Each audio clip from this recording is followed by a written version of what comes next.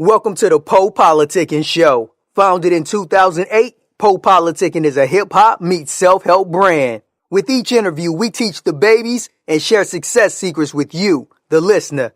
Past guests of the PoPolitickin show include Yo Gotti, Currency, MC Light, BG, Dead Prez, Rashida, Project Pat, and more. We also showcase the future upcoming stars of hip-hop. Subscribe on iTunes and get automatic updates of each podcast episode. PoPolitickin.com. What's up? This is TOPE, and you're listening to PoPolitickin, champagne from our real friends.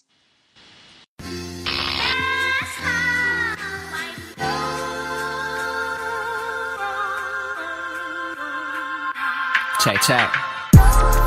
This feel like Cali in the summertime. Yeah, I used to ride that number 9.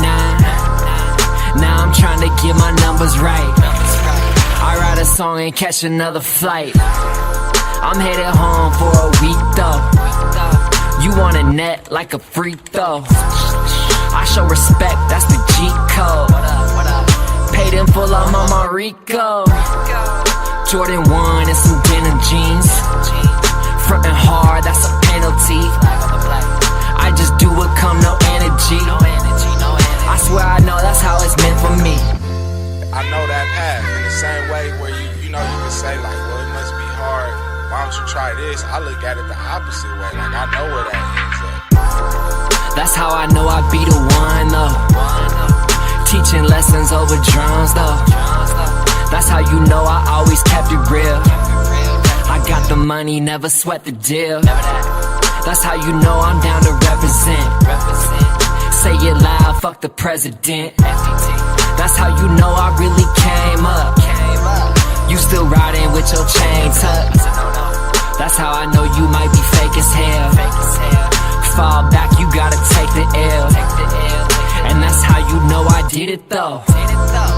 Real life, this ain't no video. My love for the music really, yes sir, just continues to lead me down these, some new people in different paths. So that's really all it is. Coach, right? Hey, that's a good model. Hey, what's up? Hey, we need some middle-aged white dudes up in here. Are you gonna take it on their phone? Take a picture. Are you ready? Yeah. 1, 2, 3.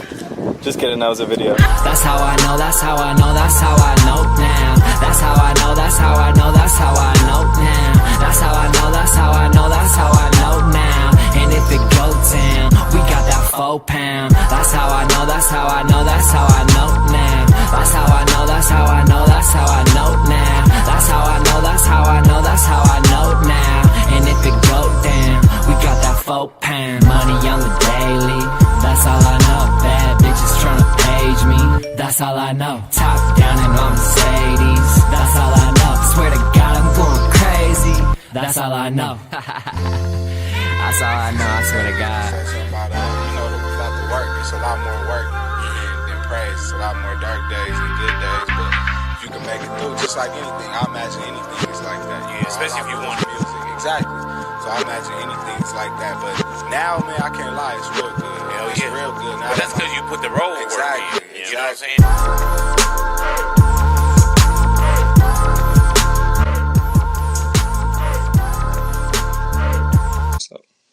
Welcome back to PoPolitickin.com, your home for self-help meets hip-hop. Make sure you download our app on Apple. I don't know what they call it now. I think they call it Apple Podcasts. They changed it. It's not iTunes no more. It's Apple Podcasts, Mixcloud, Stitcher, wherever.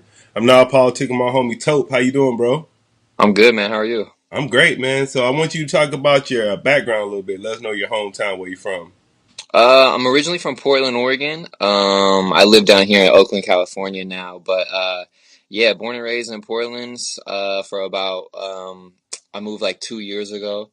So yeah, man, just been a steady, always been a fan of the music scene up there, and then started putting out my first album in 2010 up in Portland, and then ever since then just been kind of climbing through the ranks of the scene up there in Portland and the Northwest, consistently putting out music and stuff like that. So how's Oakland working out for you? 'Cause I heard Oakland kind of like the hood or something. Bro, it's been a very difficult transition. I'm not even gonna lie. going from like a small city to a major market and trying to do music is just a lot of change for me. And I was kind of used to being like a big fish in a small pond in Portland and everyone knowing who I am. And then moving down here and like having that transition of people not knowing who you are and basically having to like restart over as like an unknown rapper in a different market. Definitely a challenge. And then just the challenge of the San Francisco Bay Area market compared to Portland, just not getting on the shows that I would used to get on or like make the money that I was making in Portland. So it's kind of like a refresh button, but I also humbled myself a lot and learned a lot about myself in the last like 2 years and kind of just, you know, took it back to realizing that I really have to work and humbling myself to work almost like a SoundCloud rapper or a struggle rapper, like just reach out to people. If I have to ask them to, watch my video or check out my album, don't be afraid to do certain stuff like that. When in Portland, I was just like, it was all just going to come to me type of thing because I was like one of the bigger artists in there. So it's made me work a lot harder and it's been a challenge. I've learned a lot about myself, like as a musician and just personally, like growing and maturing in the last 2 years. So what influenced you to get into the music industry?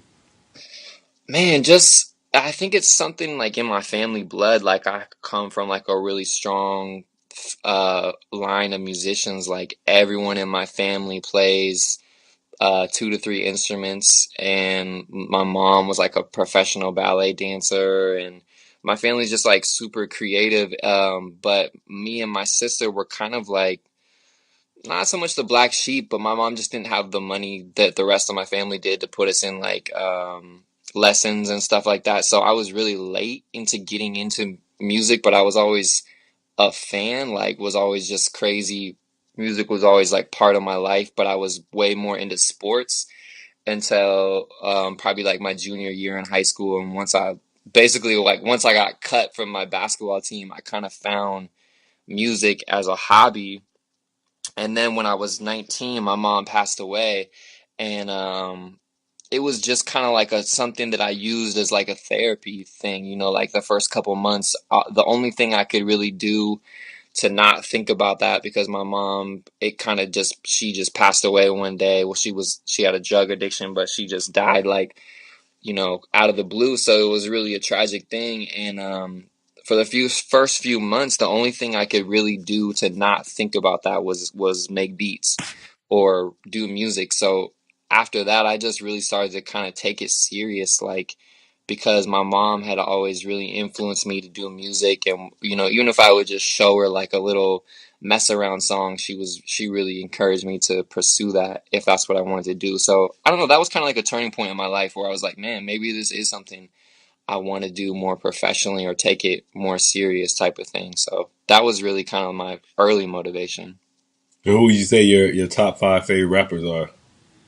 Man, that's a good question. Probably, I would say Dom Kennedy is probably not, like, or are we going current or all time? You do current. Current, okay. Currently, probably say Dom Kennedy, Drake, Kendrick Lamar. I'm gonna throw out a local cat, just who's a new favorite of mine. This cat in Oakland, E. Leger, who's really dope. And 5, I'm gonna just throw in Andre 3000 because he's the best anyway. So he's always current to me, even if he doesn't put out new music. And then you was talking about, I heard that new song you got, and you got Dom on it's like one of his interview samples. So why you like Dom Kennedy so much? I just like, I don't know, for Dom has always been an artist for me that I felt like I could kind of model my success after. Like he's an artist that has been able to maintain his brand over the years and never like sold out. Like I had always read interviews that he had a chance to like sign to Rick Ross or sign to MMG, which I thought at the time could have really catapulted his career, but he turned down a lot of those major label deals to just do his own thing. And I think he's done a great job of like branding himself as an indie artist that's just real, like I listen to his music and I can like believe it, and there's not like any fakeness to it. And I just appreciate how he's like, he's not like Macklemore, Chance the Rapper big, but he's able to do his thing and like tour and make money and be an independent artist. And I don't know, that's just always someone I've like kind of looked at as an influence for an independent artist like myself, just on the grind, and like hope to one day I could get my fan base up to that level, as far as like, being able to throw out a t-shirt and sell it, or being able to throw out a single and sell it and make money, or go on tour, stuff like that. Like, I just like the way he's carried himself over the years and stayed true to his brand. Man, what do you feel that you add to the hip hop culture? I think just like a perspective, like honesty and rawness, and like just trying not to be something that I'm not, like try and give an honest perspective of my life. Like I always try to like talk about something that people can relate to, or maybe someone else has gone through but they don't know, don't have the outlet, or haven't really like put those feelings into word, something like that. Like I feel like for me, I kind of represent the underdog and the people that have been like counted out in a way, as far as just had to like really grind to get where I'm at today, and everything I had, I really had to like work super hard for it. So I think like I kind of represent for those people. All right. Yeah, I know you got an EP dropping, so I just want you to talk about your current projects, what you cooking. Yeah, my EP actually just dropped yesterday. Some Things Gotta Change. It's a 6-song EP, just under 25 minutes, produced by Stuart Villain in Portland, and also the homie Zach Stryer, who did the How I Know single. We got some live trumpet on there from Farnell Newton. Basically, it's kind of a collection of songs that were meant for my next full-length album, but I had my laptop stolen in January at a show. I lost a bunch of files. I basically lost all the music files that I had done in the last 5 years. So these were 6 songs that I kind of felt like resurrecting and bringing the project back, because I didn't want it to die, just because I felt like there were songs that were still good, and they also represented a period of time in my life with my move and transition and everything. So kind of resurrected those 6 songs, put them into an EP. It was meant, like I was supposed to be leaving for my Europe tour on Monday, so it was all supposed to kind of line up, but my tour got pushed back, so I kind of had the album already sent to my distribution and everything, so it was already kind of in motion. Then I found out about the tour, so we're just trying to make the best of the situation right now. But it's been one thing after another with this EP. But for me, it's like I kind of have to put this one out just to move on. Like I'm already focusing on a new project that's self-produced, and I was like, I just have to put out. I can't let another summer go by without putting out a project. And But I was saying, how did that feel, like losing all your music and stuff? You said like 5 years worth of music. it was like one of the worst days, like other than probably the day I found out my mom passed away. It was like one of the worst days, because I was on stage at a show and someone had went backstage, and I had like a backpack. I had foolishly had brought my Gucci backpack out and left it in my merch box backstage. And there was a ton of people. The venue just didn't have very good security. There was a ton of people backstage who weren't supposed to be backstage. So when I get off stage, and I'm like an opening act for another group or whatever, and so when I get off stage, my whole box is gone, basically. My laptop, backpack, car keys, basically was like a rapper starter kit. So it was like the worst feeling ever, because I didn't have that music backed up, and also my computers, how I basically how I make all my money is freelance and writing and doing all sorts of stuff. So it was crazy, and it was at a point in time where I was kind of questioning whether or not I wanted to continue being a rapper, kind of going through the struggle like we had talked about earlier with transitioning to the bigger city, and just kind of being like, man, is this for me? Is this what I want to continue to do? Yada, yada, yada. And then getting my laptop stolen, I was like, man, is this God's way of just telling me just to step away and do something else, But again, it was like another refreshing moment. Like I had to use it as a moment of positivity and kind of hit refresh and like realize how much I love music and like how much I can't be without it. Like not having a laptop to be able to make music for like 2 months was the hardest thing ever. So yeah, that was a tough one. That was a tough one for sure. So what are your interests outside of music? Sports, I guess. Like I'm into definitely into basketball and football. Man, yeah, like music is pretty much my life. I'm not gonna lie. I'm hella into this is kind of funny, but I hella am into uh thrift shopping, like vintage like Goodwills and garage sales and shit like that. Like I just like going to find old sports gear and like old polo stuff and random, like I'm like a Goodwill hunter on the side. That's what I do when I'm like stressed out. If I'm having like a day of all emails, or like I'm like, man, I'm about to go hit some vintage stores real quick and see if I can find something crazy. So what's like the best thing you found? Probably I found this Clyde Drexler Dream Team jersey when I was back in Portland, and that was just dope to me just because it was like Clyde and the 92 Dream Team. But I don't know, I found some random Jordans, some random polo stuff, but yeah, that Clyde is probably my most favorite. Portland had the dope thrift, like people just give away all types of crazy stuff. Like the thrifting in Portland, super fresh. All right. And what do you see your career 5 years from now? Man, that's a good question. If I'm still doing music, I would like to say that things are just getting bigger and better. The fan base is increasing. I see myself also maybe like transitioning more into some sort of a management position, some sort of like, a producer role. I feel like there's kind of you only have so many chances as a rapper when people are going to take you serious. It's kind of like a 3 strikes you're out type of thing. And not that I feel like my time is coming to an end, but for myself, it's like, how much longer do you want to be, trying to break through? Like how many years can you be an artist, up and coming artist, something like that. So if I'm still doing music, I think that everything has been improving. Like I don't think I've taken steps back.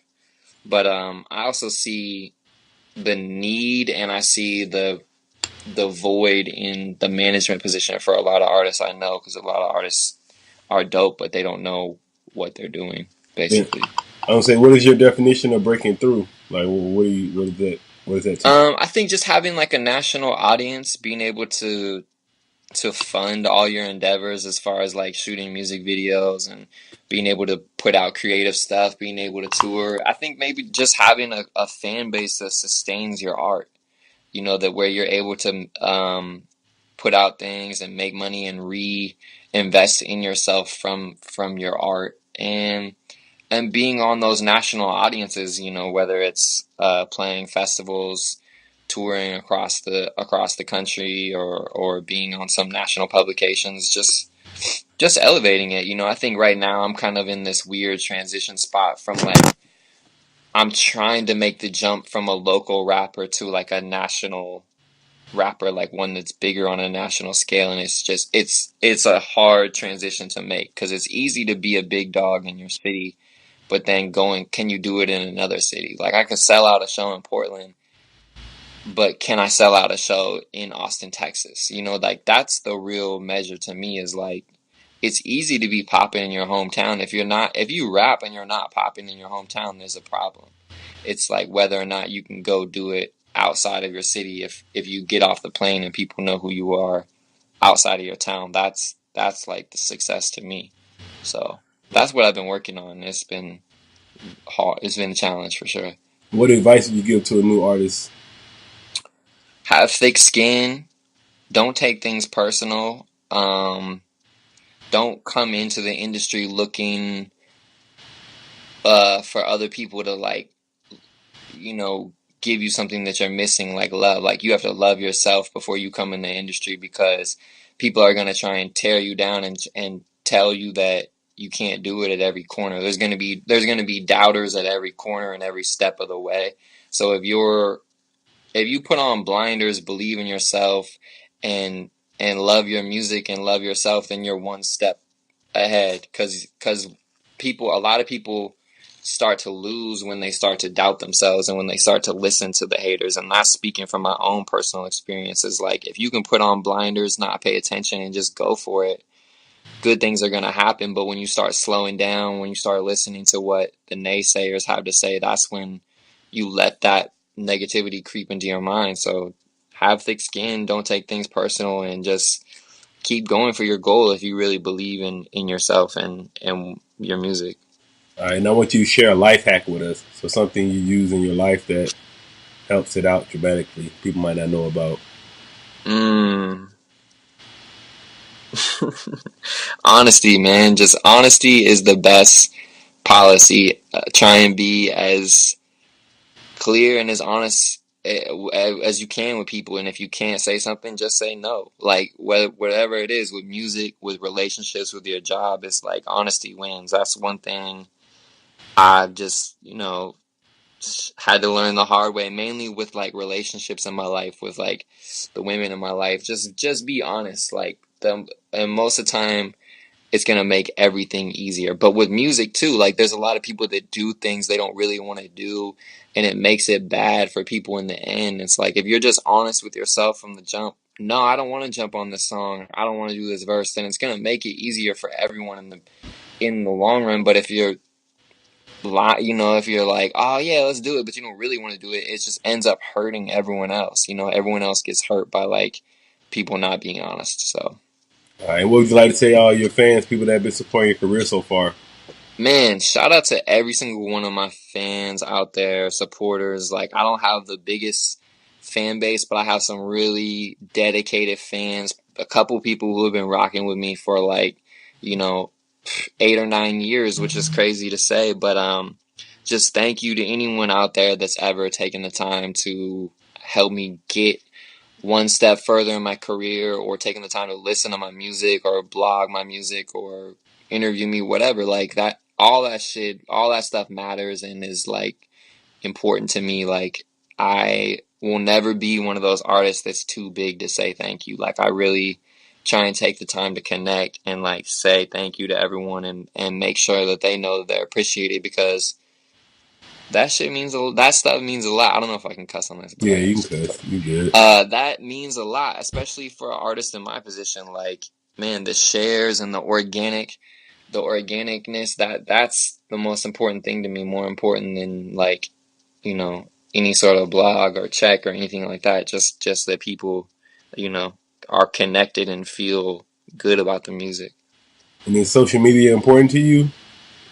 Yeah, it is. It's kind of, it's like that. It has its pros and cons. It is important because you can see how quickly the music can get to people. Like, when something's dope, it really moves fast. Like, this girl the other day from Portland put up a video of her rapping. Worldstar posted it, and I don't even know, she got like 40,000 followers overnight, and like real people that are like commenting, checking out her stuff. And it's like, when it works, it really works. But then there's also the other side of like the facade that people put up on social media. Like, I would say Instagram kind of ruined a lot of people's life. Like, it like made people just live for Instagram. Some people just can't like see outside of that. What I don't like about it, man, it's like people can't even go out to enjoy themselves. You worry about recording yourself. That shit's stupid to me. Yeah, like, I'm kind of like caught in between those. Like, I know that I have to use social media and I'm on my social media, but I'm not necessarily like, I want to record everyone and put the camera in my face. I'm like old enough, I think, to be like, still pretty corny to me, but I know I have to do it. Like I don't even really like talking on my Instagram, but I know I have to do it because I have fans out there, and that's what people do. So, it's forever that challenge of keeping up with the current trend, but also staying honest to yourself and not like selling out to be like, this is my image, like so strict to your image or whatever. Like, but it's hard. It's really hard to find that balance as an artist because, you want everything to look right, but then you also want to be real with people too. So, And what's your favorite platform you like to use on social media? probably Twitter, just because that's the one that like booms for me the most as far as like interaction, stuff like that. I like IG, but there's just too many thirst traps. I don't know, with the algorithm. I must have liked too many booty pics or something because I have just way too many IG models in my algorithm. But Instagram is cool. I kind of feel like Instagram is like people just click like and don't really pay attention. So Twitter is kind of like I know people are listening and give me a little bit more feedback. Facebook is dry. Like I'm terrible at Facebook. I don't know. I need a Facebook guru to come help me out because my Facebook is trash. Yeah. So yeah, Twitter probably. All right, man. I want to say thank you for coming through politicking with me. Yo, man, thank you for all the support. I've been seeing you for a couple years now, showing all the support. So I super appreciate you. All right, no doubt. PoPolitickin.com. The PoPolitickin Show is brought to you by Audible. With over 180,000 titles to choose from, Audible is great for any continuous learner wanting to grow and expand their knowledge and insight. Go to www.audibletrial.com/POAudio and get an audiobook of your choice free with a 30-day trial. After the trial, your paid membership will begin at $14.95 per month. With your membership, you will receive 1 credit every month, good for an audiobook on Audible. Cancel before your trial ends and you will not be charged. So go to www.audibletrial.com/POAudio and download a free book by Tony Robbins, Grant Cardone, Napoleon Hill, Les Brown, Damon John, and more. Always remember that knowledge is power.